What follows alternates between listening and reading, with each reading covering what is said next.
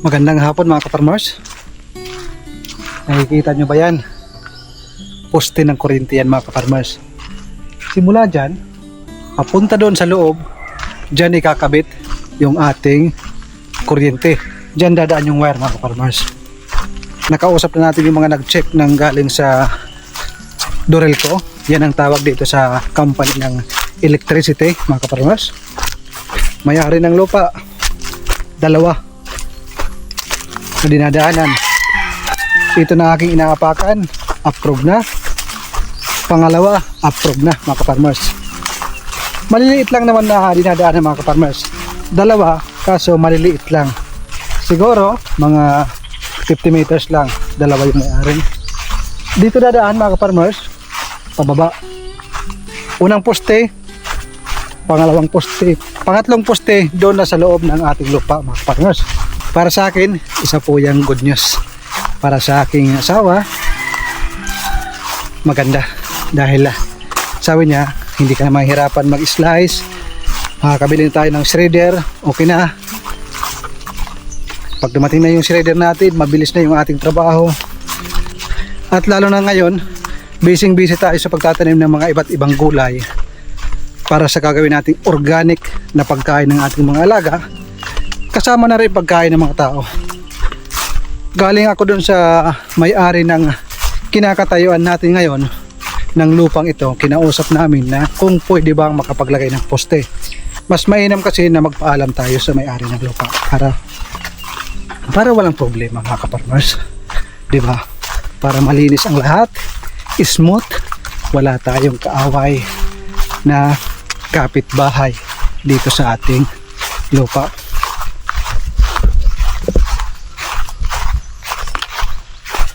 Yan po yung ating magandang balita ngayon. Good news mga kaparmers. Maraming salamat kay Panginoon. Basta't meron ka talagang gusto at gagawin mo lang ng mabuti, ipagdadasal mo, wala kang inaapakan na tao mga kaparmers, ibibigay sa iyo. Minsan mas sobra pa yung ibinibigay na blessing niya. Dito yung aking kapatid. Iwan ko kung ano tapos. Ano Brad? Tapos na? Oh, may pasalubong pa oh. Snack Brad. Yan muna. Tingnan natin kung ano natapos niya. Mayroong pang orange oh. Ganda. Kalabasa mga kaparmers. 2 linya ang kalabasa. Patingin nga. Nox naman. Talagang pinapabilib ako ng aking kapatid. Ayan oh. 2 linya din yun, pakwan. Dito yung isa. Ito, lalagay doon.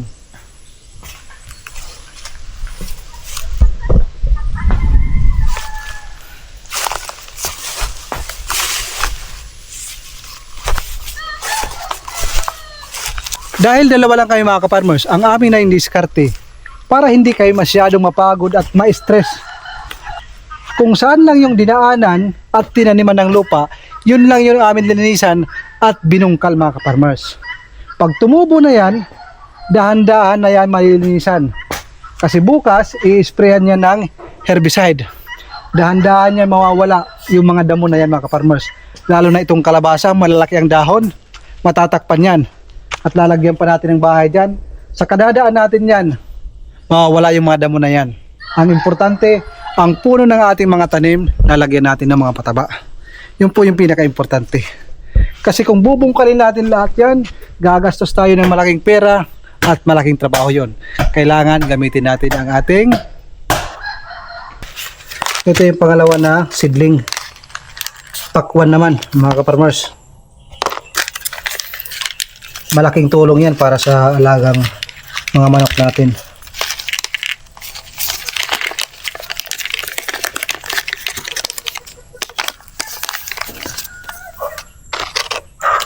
Tingnan natin. 70 days mga kaparmers, tutubo na yan. 35 seeds mga kaparmers. Bilangin natin. 1, 2, 3, 4, 5, 6, 7, 8, 9, 10, 11, 12, 13, 14, 15, 15, 15, 30 na yan. O, bakit may hiwa ng isa? Pasobrata to. 15 na yon times 2, 30. Okay, dalawa-dalawa yung bilang ko. Kuha tayo ng 5. O, bakit sobrado to? Sobrado ng 1, 2, 3, 4. Sobrado ng 8 at kalahati. Bakit 8 at kalahati mga kaparmers? Kalahati lang yung isa eh. Ayan. Pinapanawagan namin ang supplier dito. Bakit pinasobrahan nyo ng 8 at kalahati? Ang nakalagay dito is 35 shade. Bakit pinasobrahan nyo? Napakasinungaling nyo. Sa uli namin to. Bira lang mga kaparmers ha. Mas mainam na pinasobrahan nila.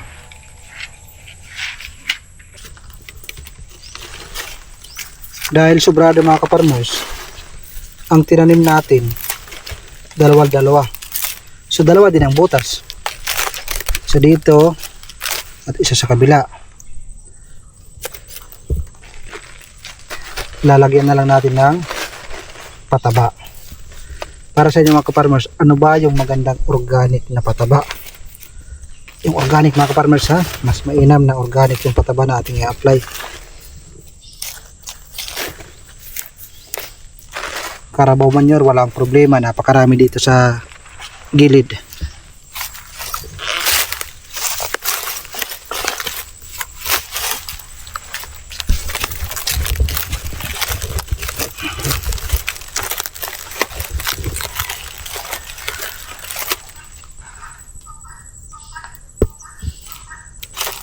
Napaka-importante ng isang bottle nito.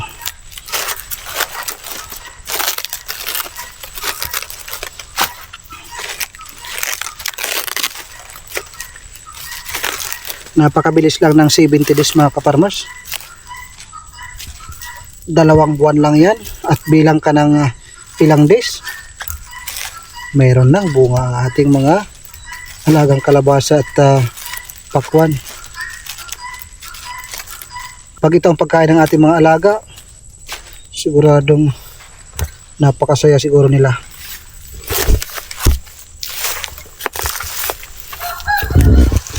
Sa ngayon, aminado ako na pangit yung aming trabaho. Pero sabi nga nila, huwag mo munang husgahan. Antayin nyo na mamunga.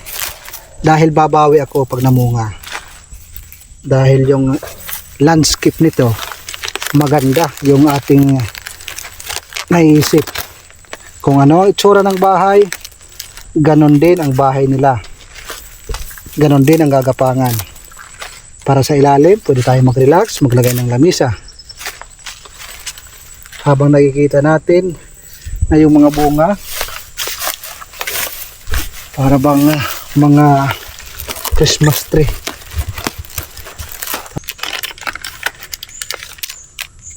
Opo mga kaparmers, ang problema, walang nakalagay kung ilang seeds. Bilang tayo. Para sigurado yung butas na gagawin natin. Rami. 1, 2, 3. Tulad nito, pa-straight down. Kasi upo kabilaan, upo doon, upo dito. Tapos yung gagapangan, pa-triangle din. 3 na pa-triangle mga kaparmers. Kalabasa, pakwan at upo. Sa kabila, ampalaya, pipino. Yung okra at saka talong, hindi ko pa alam. Pag-iisipan ko pa mga kaparmers. Ito yung aming sukatan. Nasa almost 1 meter ho yan. Ganito lang yung diskarte mga kaparmers.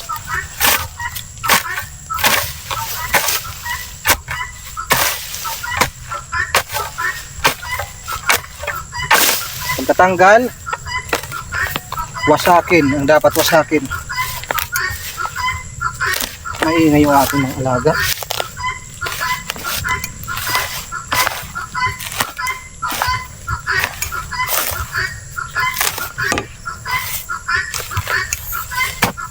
Balik na rin. Din wasakin. Diyan natin itatanim yung mga buto.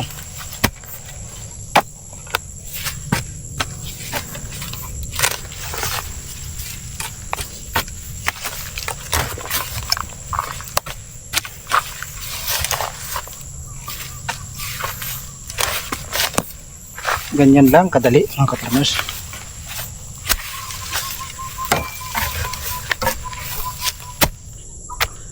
Marami yung amin nakakasagupan ng mga nilalang.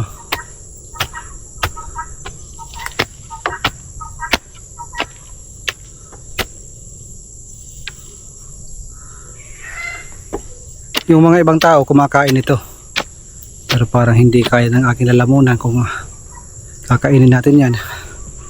Dun ka.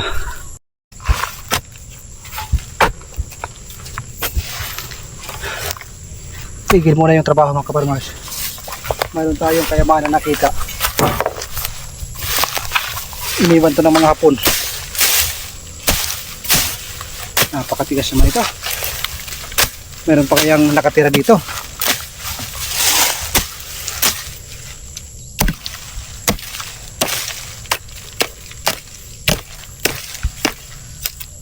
Wala nang nakatira. Hindi nga. Kung mag-i-enjoy yung ating mga alaga. Wala na. Wala nang nakatira. Nasa kabilang bahay na siguro nila. Hanapin natin. Balik sa trabaho. Iiwan ko muna yung aking kapatid. Siya muna yung magpapatuloy dahil hapon na. Alas 4 na mga ka-farmers. Kailangan na natin magpakain ng ating mga alaga. Maingay na. Kailangan teamwork ang aming kailangan para mabalance ang trabaho at matapos agad yung aming mga project dito sa ating munting farm. Ganda talaga ng ating triangle house mga ka-farmers. Hindi pa nga tapos. Paano pa kaya pag natapos? Tingnan natin kung maganda pa yan.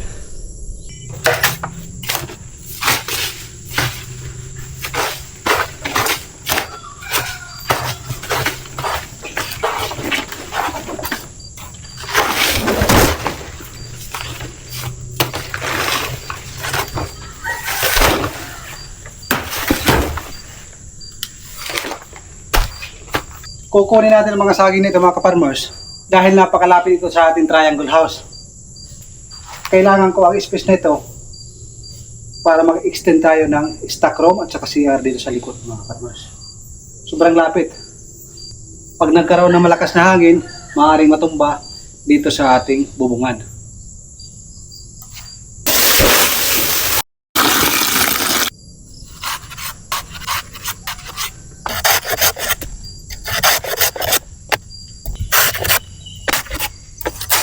Tapos na? Plastic na lang kulang. Okay. Kailangan matapos sa araw na ito para bukas iba na naman yung ampalaya at saka yung ano yun, cucumber. Tapos yung pinaka last, yung mga hindi gumagapang mga ka-farmers, yung okra at saka yung talong.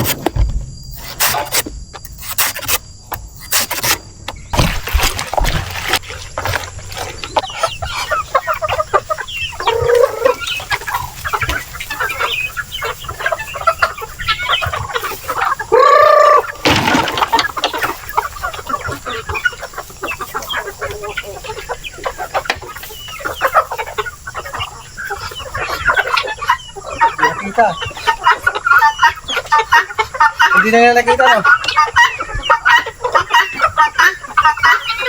Hindi na nakita to?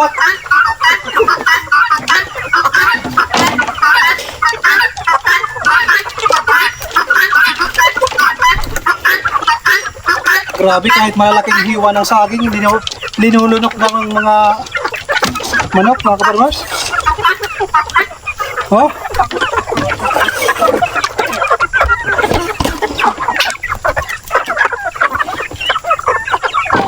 Ito nga sila.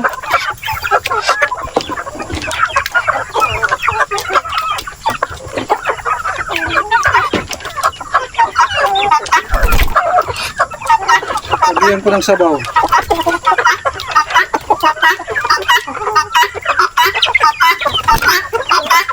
Salis. Mapagan tayo.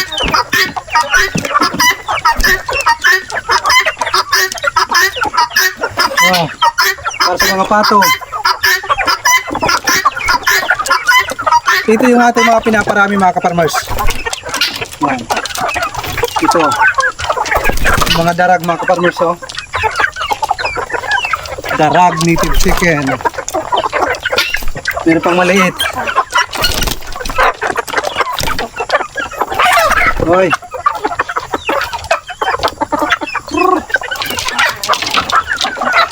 Ito matapang to. Pangkatay.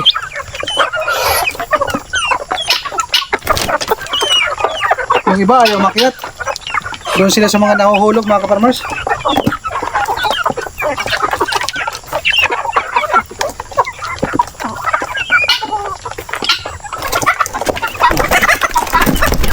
Dito kayo sa taas.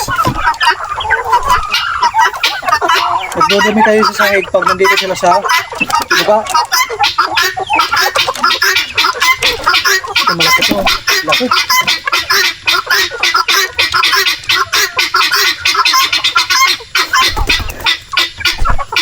Ingay, ha?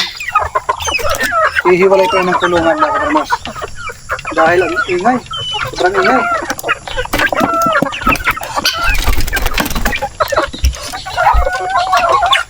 Yung iba mga kaparmers ayaw makalipad. Dahil pinutulan ng mga balahibo. Bilugan ang katawan nito. Binawasan yung mga balahibo. Kaya hindi makalipad.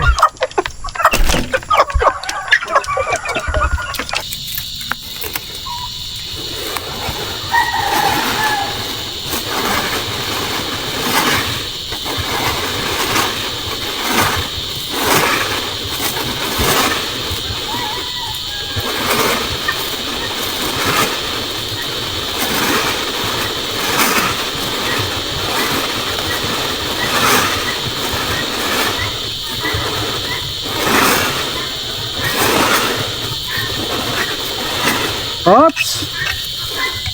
Lapag.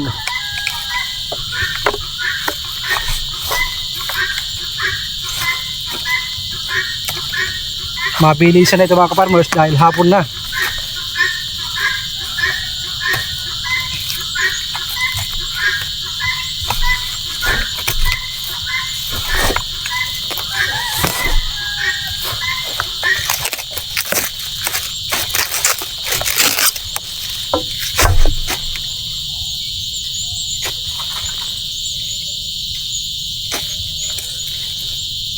Hindi ako nagsasabing gayahin nyo ang ginamit natin na cling wrap, kasi alam kong hindi ito para sa mga gulay at para sa mga ginagawang flat, pero since ito ang mayroon tayo dito, ito na lang ang aking ginamit pansamantagal mga kaparmers, kaysa naman mapapagastos pa tayo.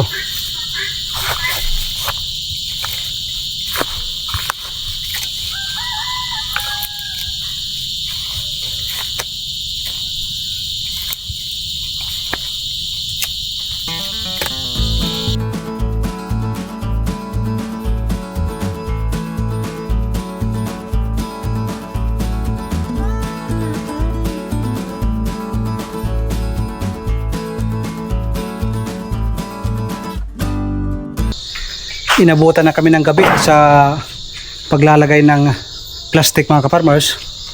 Gabi na dahil lumiwanag na, automatic nagliwanag yung ating mga solar light. Ayan, doon sa may alaga nagliwanag na rin mga kaparmers. Gabi na mga kaparmers, tatapos lang namin magtanim. Nagawa namin ng mga almost 20 minutes sa paglalagay ng seeds.